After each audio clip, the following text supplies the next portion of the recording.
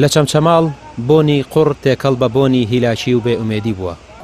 ئەوەی ڕوویدا تەنها ئاو نەبوو کە هاتە ناو ماڵەکانەوە، بەڵکو لە چاوتروکانێکدا ڕەنجی ساڵانێک لە پێکەوەنانی ماڵ و کار و کەسابەتی هەزاران خێزانی لەگەڵ خۆی برد.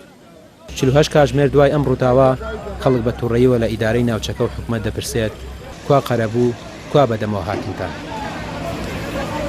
ماڵەکان زۆربەی زەرری زۆریان پێگەیشتوانی ماڵی وای تایە لەم گەڕەکەیە هیچ شتێکیان بۆ دەرنەچووە. ئەو ماڵی بەرامبەرمانەوە حەد پاران هەبووە هیچ پارەکان دەرنەچووە، ئەوە هەر بە هەمان شێوە هەبێ و نووسێ و دار و بەردیان دەرنەچووەتیایە.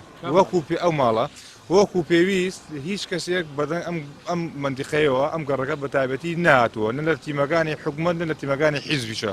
بەڕاستی لەم شارەی حکومەت نییە.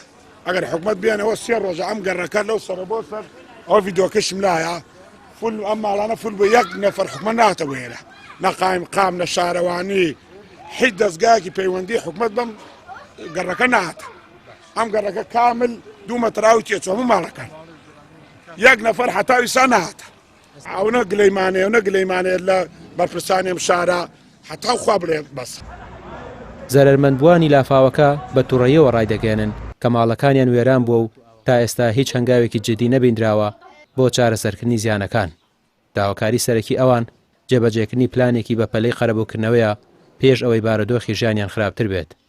بابای باتە بەهانەیەم خەڵکۆ باتە بزانە ئەم وەزع چارەسەریی کردایە. بابەتەکەریی باوەدایە شۆبڕێکی باوەدە وەڵا خەڵکی خێرخواز هات لێرە و ماڵانی دەرکرد و تۆ ئەو بڕێ ئەوە نەگلیمان هەیە ئەمە نەگلیمانە تا سەر ئێسقان لەو پیاوە. بەوەڵی ئیمڕۆ 2 تەنکەر ئاو هاتووە بەڕجەوتکەش داوامان لێ کردۆ نەهێشت فەرشەکانمانی پێ بشین. ئیتر بەرپرسیەم شارە چییە؟ یعنی بەرپرسمان بۆ چێ شارێکی بێخاوە گلەیتان لەوێ کە قەرەبوو ناکرێنەوە یان نەهاتون لە دوای لافاوەکە بەدەمتانەوە هەر بڵێن چیتانەوە بۆمان بناردەکە کە 4 تەنکەر ئەمە قوڕاوەکەمان کرد بە قورعان لە دوێنێ تا سەبای 50,000 ئاوم کڕێ ئیسە نردووە بۆ تەنکەر ئاوتر لە دوێنێەوە بای 50,000 بەس ئاوم کڕێ ئەم ناوە پێش هەر کەس پرسیاری لێمان نەکردا. چەمچەماڵ داوای بەدەمەوە هاتن دەکات بۆ ئەوەی کارەساتەکە قوڵتر نەبێتەوە و ژیان بگەڕێتەوە دۆخی ئاسایی خۆی. پێویستە حکومەت و دەسەڵاتی خۆجەیی بە خێرایی پرسی قەرەبووکردنەوە یەکلایی بکەنەوە. ڕامیار عوسمان کەناڵی پەیام، قەزای چەمچەماڵ.